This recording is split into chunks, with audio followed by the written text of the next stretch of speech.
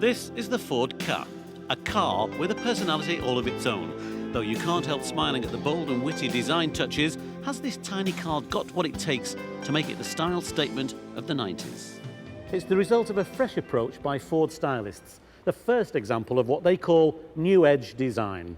They've named the car Ka, or Ka, spelt K-A, a symbol from ancient mythology, the spirit of life. But has it got the spirit to succeed? Not only is the exterior pretty radical with all its curves and triangles, but the interior design is very different too, with its spherical air vents, circular door panels and bulbous steering wheel. The driving position is pretty comfortable and lots of legroom. Production costs are kept down because there's only the one interior trim colour.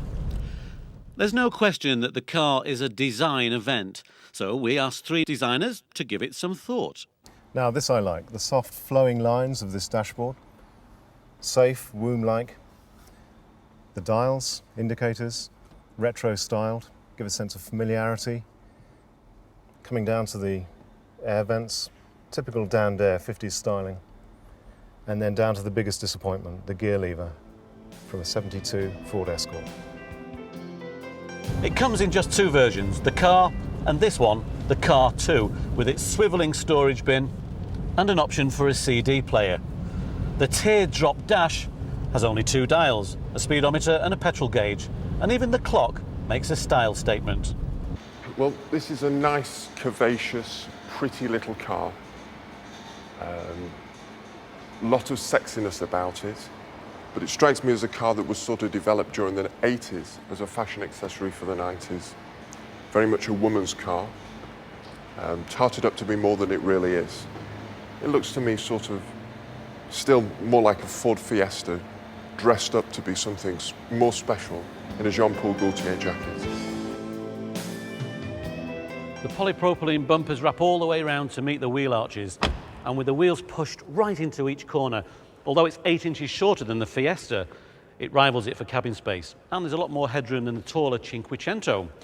And at the back, all the curved panels have allowed Ford to design what they consider to be the light cluster shape of the future. Although the more I look at it, the more I see an Isetta bubble car from the 60s.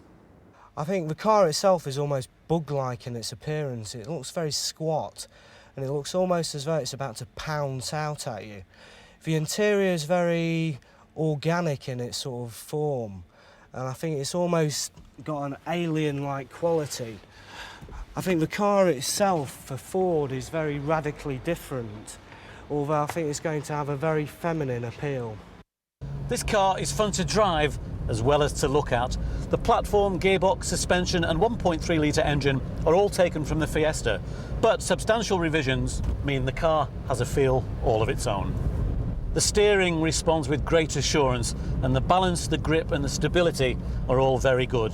And with a top speed of 96 miles an hour and a 0 to 60 time of 13.8 seconds, this car is equally at home in the city, on the motorway or in the country. Because it's very small and lightweight, Ford are emphasising the safety features. They've put a strengthening strut behind the instrument panel, high-strength door beams, and the driver's airbag comes as standard. However, if you want the passenger airbag, that's an optional extra. This is a car all about messages. The message it gives from the front is nose down to the tarmac, let me pass. And the message it gives from the back is little meek smile, thanks very much. That wasn't half bad, was it?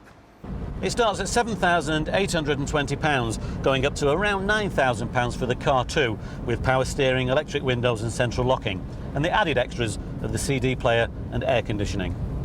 This is a little car with big features that's been in great demand since its launch in October.